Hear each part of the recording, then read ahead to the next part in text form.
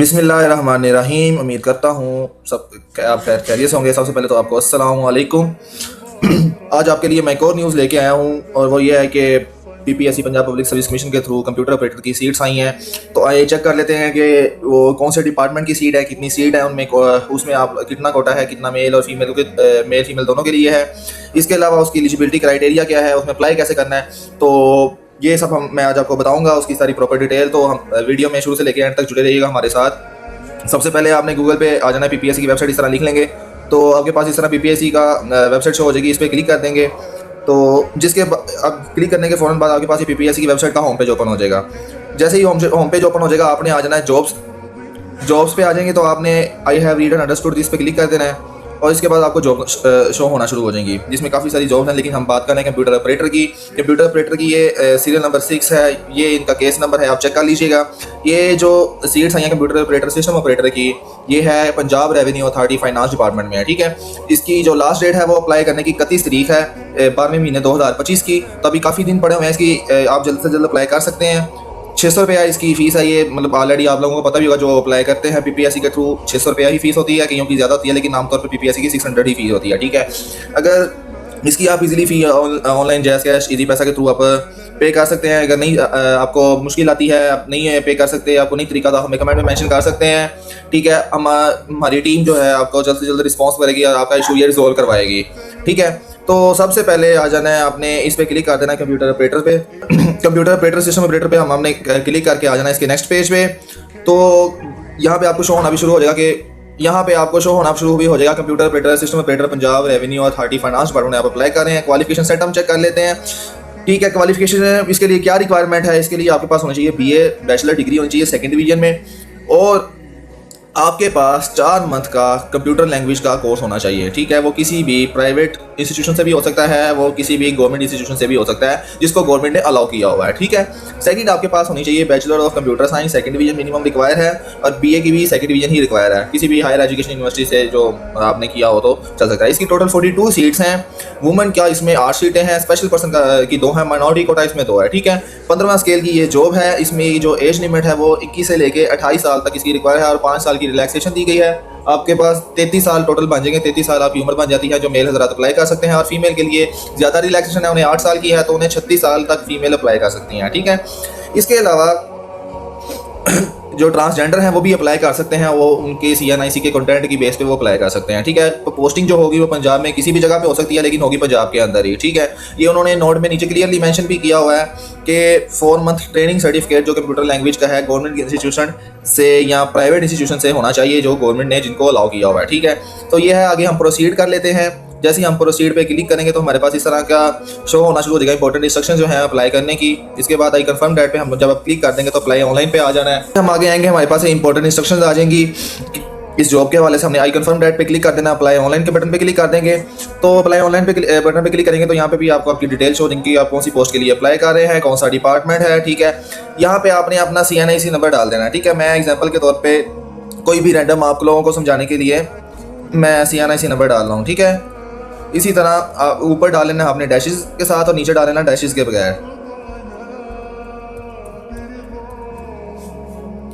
तो जैसे ही आप डाल लेंगे उसके बाद आपका ये प्रोसीड का बटन है, ये आपका ऑन हो जाएगा। जैसे आप ये कर लेंगे तो आपको यहाँ पे अपना ईमेल एड्रेस डालना। मैं अक्सर कहता रहता हूँ आपको एक बात आप लोगों को कि ईमेल एड्रेस अपना वो डालिएगा जो आपके पास हर टाइम एक्टिव हो, जो आप देखते रहे हो। ठीक है, कई लोग होते हैं वो ईमेल पे इतना नहीं मतलब इन्हिसार करते हैं, अपना डिपेंडेंसी उनकी इतनी नहीं होती कि वो ईमेल चेक करते रहते हैं। लेकिन आप ईमेल अपना वो रखिएगा, अपना नोटिफिकेशन ईमेल का ऑन रखिएगा, क्योंकि आपको जॉब के हवाले से जिस पोस्ट के लिए आप अप्लाई कर रहे होते हैं आपकी नोटिफिकेशन आपको उधर आती रहती है कि उसकी डेट क्या आई है, सारा कुछ मैसेज के जरिए भी आती है और ईमेल के जरिए आती है। तो कोशिश करें अपना मैसेज फ़ोन नंबर भी वो रखा करें जो आपके पास हर टाइम एक्टिव हो, और ईमेल भी वो रखा करें, ताकि आपकी जिस पोस्ट के लिए आप अप्लाई कर रहे हैं आपको उसके टेस्ट के रिलेटेड आपको जो भी न्यूज़ मिलती रहे वो आपको रिसीव होती रहे। ठीक हो गया, तो अब आपने डाल लेनी है अपना ईमेल एड्रेस। मैं आपको कोई भी एग्जांपल के तौर पे आपके सामने मैं डाल रहा हूँ। मैं इसी तरह मैं फ़ोन नंबर भी डाल रहा हूँ। फिर हम प्रोसीड के बटन पे क्लिक कर देंगे तो फिर आ जाएगा वेरीफाई। आप यहाँ से अपना वेरीफाई भी कर सकते हैं। वेरीफाई करने के बाद आपने अपना जेंडर सेलेक्ट कर लेना, मेल फीमेल कोई भी है वो हो जाएगा। इसके अलावा डेट ऑफ बर्थ आपकी जो आपके मैट्रिक की डिग्री के ऊपर, मैट्रिक के रिजल्ट के ऊपर है, आपने वो रख लेनी है, ठीक है। अब इसके अलावा आर यू गवर्नमेंट एम्प्लॉय, अगर आप गवर्नमेंट एम्प्लॉय हैं तो यस कर दें, नहीं है तो नो कर दें। जब आप अगर आप गवर्नमेंट एम्प्लॉय हैं तो आपने यस करना है। उसके लिए एक तरीका कर होता है कि आप जिस भी डिपार्टमेंट में सर्व कर रहे हैं, जॉब कर रहे हैं, तो आपको अपने उस डिपार्टमेंट से एनओसी लेना पड़ता है, ठीक है। जब आप उस डिपार्टमेंट से अपना एनओसी ले लेंगे तो आप फिर अप्लाई कर सकते हैं, ठीक है। इसके अलावा अगर आप स्पेशल पर्सन में हैं तो आप यस कर दें, नहीं तो नो कर दें, क्योंकि स्पेशल पर्सन कोटा भी है इसमें। इसके अलावा are you retired released arm force person, अगर आप किसी आर्मी से या आर्म फोर्सेज से रिटायर हैं तो आपने वो भी मेंशन करना है, ठीक है। अगर नहीं आ तो सिंपल नो कर दें और प्रोसीड के बटन पे क्लिक कर दें। अब आपकी आ जाएगी ये डिटेल। इसके बाद अब आपने अपना यहाँ पे नाम मेंशन कर देना है। इसके बाद आपने अपना रिलीजन मेंशन कर देना है, मुस्लिम है तो मुस्लिम, नॉन मुस्लिम है तो नॉन मुस्लिम, ठीक है। CNIC इशू डेट आपने चेक कर लेनी है कि आपको जो आपका CNIC इशू हुआ है वो कब हुआ है, ठीक है। मैं आपके सामने एग्जांपल के तौर पे ये डाल रहा हूँ। इसके अलावा आपने अपना CNIC एक्सपायरी डेट डाल देना है। फिर इसके अलावा आपने अपना पोस्टल एड्रेस डालना है, जिधर आप रह रहे हैं इससे अपना मौजूदा पता आपने डालना है, ठीक है। इसके बाद आपने अपना फ़ोन नंबर डालना है, आपने पहले भी वैसे अपना मेंशन किया हुआ है। इसके अलावा आपने एक दफ़ा और डाल देना है ताकि आपको जो भी न्यूज़ मिलती रहे वो आपको मतलब बर वक्त आती रहे, आपको कोई इशू ना हो आपके टेस्ट के रिलेटेड, ठीक है।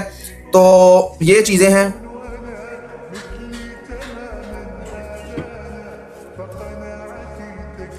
इसके बाद आपने अपना फादर नेम डाल लेना है।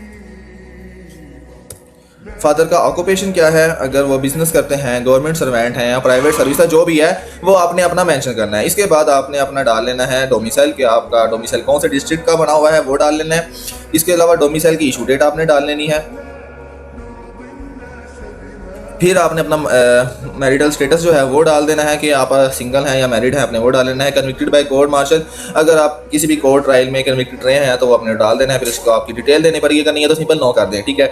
फिर आपने यहाँ पे मेंशन करना है कि आपका कोई भी रिलेटिव जो है वो PPSC के डिपार्टमेंट में एम्प्लॉयड है तो आपने वो डालना है, अगर नहीं है तो सिंपल नो कर दें। इसी तरह ये सारी चीज़ें हैं और ये ज़्यादातर नो ही होती हैं, तो सिंपल आप नो कर दें, ठीक है। और ये जो 3 चीज़ें हैं ये डॉक्टर, इंजीनियर, लॉयर्स और फार्मासिस्ट के लिए होती हैं। उनको एक रजिस्ट्रेशन नंबर मिलता है पाकिस्तान फार्मेसी काउंसिल की तरफ से या दूसरी काउंसिल्स की तरफ से, तो उनको वो डालना पड़ता है, उसकी एक्सपायरी डेट, उसका सर्टिफिकेट, इशू डेट, वही सारी चीज़ें डालनी पड़ती हैं, ठीक है। तो सिंपली अगर आपका इनमें से कोई है तो अपना डाल दें, डिटेल फिल कर दें, अगर नहीं है तो सिंपल नो कर दें। इसके अलावा number of chances availed for this post, आपको इस पोस्ट पे अप्लाई किया होगा कितना अर्सा, कितने आपने चांस अवेल किए हैं। अगर आपने किए हुए हैं टोटल एक पोस्ट पे अप्लाई करने के सिर्फ आपके जो PPSC अलाउ करता है सिंगल कैंडिडेट को, वो 3 होते हैं। अगर आपने किए हुए हैं ऑलरेडी तो 1 2 3 जो भी आपको मिला हुआ, अगर नहीं है तो सिंपल 0 कर दें, अगर नहीं किया हुआ, ठीक है। इसके बाद centre of written test exam और इंटरव्यू, अगर आपने अपना कौन सा जो सेंटर है वो सिलेक्ट करना है, आपको आपके एरिया के नज़दीक करीब तीन कौन सा लगता है आपने वो सिलेक्ट कर लेना है, या जो आपको सूटेबल है। कि यूँ का होता है कि उनका postal address for example Islamabad का है लेकिन वो इस टाइम रह रहे हैं लाहौर में रह रहे हैं, तो वो अपना इस्लामाबाद का डाल देते हैं। अगर आप लाहौर में रह रहे हैं, अगर आप पोस्टल एड्रेस वहाँ का, तो कोई इशू नहीं, आप अपना लाहौर ही डाल सकते हैं, इसमें कोई इशू नहीं है, ठीक है। अब जैसे ही आप ये चीज़ें फिल कर लेंगे, आपने सेव इन्फॉर्मेशन पे क्लिक कर देना है। तो जैसे ही आप एंटर के बटन पे क्लिक करेंगे, इसके बाद जब आपका प्रोसीड, जब अपनी डिटेल फिल कर लेंगे तो इसके बाद आपको अपना ऑनलाइन जो चलान है वो शो हो जाएगा, ठीक हो गया।